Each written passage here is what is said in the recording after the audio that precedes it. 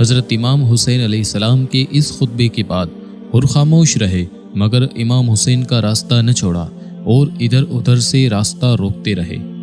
حضرت امام حسین نے حر کا یہ انداز دیکھا تو فرمایا، تیری ماں تجھ پہ روئے، تیرا کیا ارادہ ہے؟ حر نے کہا، خدا کی قسم، آپ کے علاوہ اگر کوئی دوسرا یہ بات کہتا تو میں اس کو دندان شکن جواب ضرور دیتا، مگر آپ کی محترم ماں کا ذکر تو بھلائی کے علاوہ کسی اور طریقے سے کرنا سخت گناہ ہے۔ حر نے سنجیدہ انداز میں کہا، حسین، مجھے آپ کے ساتھ جنگ کرنے کا حکم دیا گیا ہے اور مجھے اس بات کا حکم دیا گیا ہے کہ آپ کو نہ چھوڑوں، یہاں تک کہ آپ کو ابن زیاد کے پاس کوفہ لے جاؤں، مگر میں جب سو جاؤں تو رات کی تاریکی میں آپ وہ راستہ اختیار کرے جو نہ کوفہ کو جاتا ہو اور نہ مدینہ کو۔ پھر آپ یزید کے پاس لکھے اور میں ابن زیاد کو تحریر کروں۔ ممکن ہے کہ خدا کوئی ایسی صورت پیدا کرے جس سے ہماری عافیت ہو۔ بعض روایت میں ہے کہ حضرت امام حسین علیہ السلام رات بھر صحرا میں پھرتے رہے، مگر صبح ہوئی تو اسی مقام پر تھے جہاں سے سفر کا آغاز کیا تھا۔ حضرت امام حسین عزیب پہنچے تو کوفہ سے 4 آدمی آئے۔ آپ نے ان سے کوفہ والوں کا حال دریافت فرمایا۔ مجمع بن عبداللہ العائزی نے جواباً عرض کیا، شرفائے کوفہ کی رشوت خوری میں اضافہ ہو چکا ہے، دنیا کی طعام میں پڑے ہوئے ہیں، وہ ایک زبان ہو رہے ہیں، باقی رہے عوام الناس تو ان کے قلوب تمہاری طرف مائل ہے، لیکن ان کی تلواریں کل تم پر نیام سے باہر آئیں گی۔ 1 محرم الحرام 61 ہجری کو امام حسین مقام نینوا پہنچے۔ بتایا گیا کہ یہ کربلا ہے۔ ارشاد فرمایا، کربن و بلاؤن۔ اسی مقام پر ابن زیاد کا قاصد حر کے پاس پیغام لے کر پہنچا، حسین کو ایک میدان میں ٹھہراؤ جہاں نہ پانی ہو اور نہ کوئی محفوظ مقام ہو۔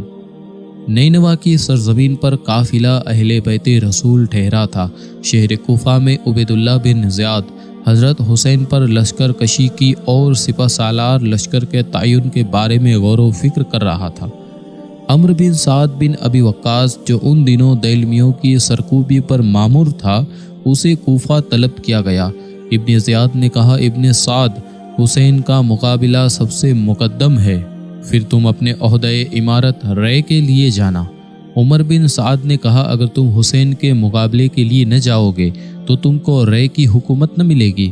ابن سعد نے 1 رات کی مہلت طلب کی اور قیام گاہ پر آ کر اپنے احباب اور حاشیہ نشینوں کے مشورے لینا شروع کیا۔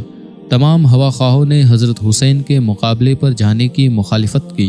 خون حسین کا بار اٹھانے کی اجازت کسی نے نہ دی۔ حمزہ بن مغیرہ کو معلوم ہوا تو ابن سعد سے کہا، مامو جان، میں آپ کو قسم دلاتا ہوں کہ آپ حسین کے مقابلے پر جا کر گناہ اپنے سر نہ لیجیے اور قطع رحم نہ کیجیے۔ خدا کی قسم، اگر آپ کی دنیا، آپ کا مال، آپ کی حکومت سب ہاتھوں سے نکل جائے، اس سے کہیں بہتر ہے کہ آپ خدا سے ملیے اور آپ کے ہاتھ حسین کے خون بے گناہی سے آلودہ نہ ہو۔ لیکن حکومت رے کا لالچ اور دنیاوی جاہ و منصب کی چمک دمک نے ابن سعد کے ضمیر کو سلا دیا۔ احباب کے مشورے سے صرف نظر کر کے اس نے خون حسین سے اپنے دامن کو آلودہ کرنے کا فیصلہ کیا اور 4000 لشکر لے کر کربلا پہنچا۔ ابن سعد نے حضرت حسین سے کوفہ کی جانب پیش رفت کا سبب دریافت کیا۔ امام حسین نے فرمایا، کوفہ کے شرفا و رؤسا نے مجھے طلب کیا ہے، اگر تم میرا آنا پسند نہیں کرتے تو مجھے واپس جانے دو۔ ابن سعد نے ابن زیاد کے پاس تحریر کیا، جس کے جواب میں ابن زیاد نے لکھا، حسین سے یزید کی بیعت لو، اگر وہ بیعت کر لے تو جو مناسب ہوگا کیا جائے گا، اور اگر بیعت سے انکار کرے تو بلا تعامل جنگ کرو اور ان پر اور ان کے ہمراہیوں پر پانی بند کر دو۔ اس حکم کے آتے ہی عمرو بن سعد نے عمرو بن حجاز کی سرکردگی میں 500 سواروں کو فرات کی شاخ نہر القما پر متعین کر دیا، جو امام حسین اور نہر القما کے درمیان حائل ہو گئے۔ اس طرح ساقی کوثر کا نواسہ اور اہل بیت رسول کا خاندان پانی کی ایک ایک بوند کے لیے محروم کر دیا گیا۔ ابن زیاد نے نہر پر پابندی لگا کر ظلم و بے رحمی کی ایک نئی طرز ستم پیدا کی۔ وہ حسین جس کی نانا جان نے قحط کے زمانے میں اس وقت تک کے بدترین دشمن اسلام ابو سفیان کی درخواست پر बारगाह इलाही में दुआ फरमाई थी। अब्र करम झूम कर मक्का की फिजाओं पर छा गया था और 7 रोज़ तक सिलसिलाए बारह जारी रहा और साल हा साल तक के लिए खुश रेजगार सैराब हो गया था।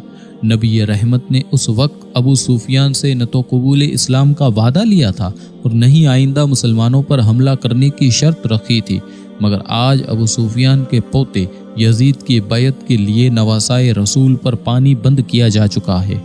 शर्त यह है कि हुसैन पहले यजीद की बैत करे, फिर वह पानी से सैराब हो।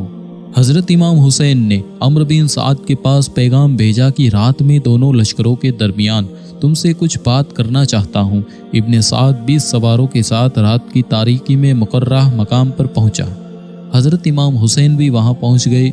दोनों अपने हमराहियों से अलग होकर काफ़ी देर तक महवे गुफ्तगू रहे, मगर किसी को गुफ्तगू का कोई इल्म ना हो सका। मुख्तलिफ कयासात तारीख़ में मौजूद है। दोनों की बाहमी गुफ्तगू का तखमीना बाद के वाक़यात से लगाया जाता है। इब्ने खल्दून ने एक रिवायत के मुताबिक हुसैन और इब्ने साद की गुफ्तगू का खुलासा मकतूब इब्ने साद बनाम इब्ने ज़ियाद में इस तरह तहरीर किया है। हुसैन ने 3 दरख्वास्त पेश की। वो जहाँ से आए हैं वहीं वापस कर दिए जाए, जिस सरहद की तरफ चाहे उनको भेज दे या उनको यजीद के पास ले जाए, उसमें हमारी खुशनुदी और उम्मत मोहम्मदिया की रजामंदी है। इब्ने साद, जिसने दुनियावी जाहो अज़मत की लालच में हज़रत इमाम हुसैन से जंग पर आमादगी का इजहार कर लिया था, मगर उसके दिल में अब भी इमाम हुसैन के लिए नर्म गोशा मौजूद था। जाहो हश्म के लिए खाकिस्तर में दबी हुई हकीकत पसंदी की चिंगारी उसके निहा खाने दिल में कभी कभी चमकती थी और कत्ले हुसैन में आलूदा होकर दीनो ईमान की गारत गरी और आखिरत के अजाब और नुकसान से बचने की तलकीन करती थी। हज़रत इमाम हुसैन इब्ने अली की वह अजीम शख्सियत थी जिस पर हाथ उठाना एक अदना मुसलमान भी पसंद न करता था। इब्ने साद तो ज़ाती नबवी से कराबत के बाइस इमाम हुसैन का अजीज़ था, इसलिए उसकी दिली ख्वाहिश यही थी कि वह इमाम हुसैन से जंग न करे, मुसालिहत की कोई सूरत पैदा हो जाए। इसी जज्बे के तहत इब्ने साद ने इब्ने ज़ियाद को ख़त लिखा। जब कसरे इमारत कूफा में इब्ने साद का ख़त पढ़ा गया तो अमीर कूफा इब्ने ज़ियाद ने कहा, मैं इसे मंजूर करता हूँ। यह ख़त ऐसे शख्स का है जो अमीर व रैयत का खैरख्वाह और मुशफ़िक यानी मेहरबान है। शिम्र बिन ज़िलजोशन ने उठकर कहा, आप इस दरख्वास्त को कबूल कर लेंगे?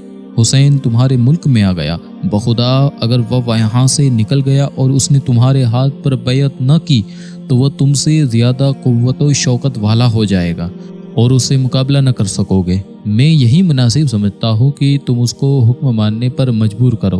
हुक्म न मानने की सूरत में उनको सज़ा देने का हक़ तुम्हें हासिल है।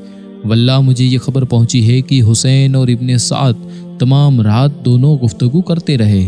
इब्ने ज़ियाद की घमंडो अना ने जोश मारा और उसने फ़ौरन इब्ने साद को एक धमकी भरा ख़त लिखा, मैंने तुमको इसलिए नहीं भेजा कि तुम ढील देते रहो और दीन बढ़ाते चले जाओ और हुसैन की सिफारिशी बनकर उनकी बका व सलामती की तमन्ना करो। तुम हुसैन और उनके साथियों से मेरा हुक्म मानने के लिए कहो, अगर मान जाए तो सबको हमारे पास भेज दो, वरना फ़ौरन हमला कर दो। अगर ये काम तुमसे न हो सके तो फ़ौज को शिम्र बिन ज़िलजोशन के हवाले करके अलग हो जाओ, हम अपना हुक्म ज़रूर पूरा करेंगे। ये पैगाम शिम्र ज़िलजोशन और अब्दुल्ला बिन अबी अल-मुहल के ज़रिए इब्ने साद के पास भेजा। इब्ने ज़ियाद के इस हुक्म ने इब्ने साद को एक बार सख्त तशवीश और कर्ब में मुब्तला कर दिया। उसका ज़मीर मलामत करता रहा, मगर दूसरी जानिब रय की हुकूमत गरीबा गीर थी। फ़िक्र तशवीश और टाल मटोल के अंदेशों का शिकार रहने के बाद दुनिया दीन पर गालिब आ गई और वह इमाम हुसैन से जंग करने के फ़ैसले पर राज़ी हो गया। 9 मुहर्रम 61 हिजरी को असर के वक्त इब्ने साद ने यजीदी फ़ौज के एक दस्ता के साथ इमाम हुसैन के खेमों की तरफ पेश रफ्त की।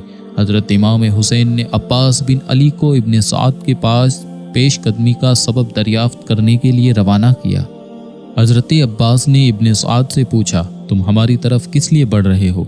इब्ने साद ने अमीर कूफा इब्ने ज़ियाद का ख़त पढ़कर सुना दिया और कहा, हम अमीर के हुक्म की तामील के लिए आए हैं। हज़रत अब्बास इमाम हुसैन के पास आए, सूरत हाल से आगाह किया।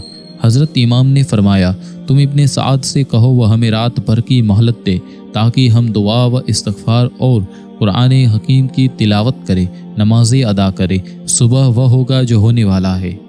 حضرت عباس نے ابن سعد سے کہا اس وقت تم لوگ واپس چلے جاؤ، صبح تک ہمیں مہلت دو، انشاءاللہ کل جو مناسب ہوگا کیا جائے گا۔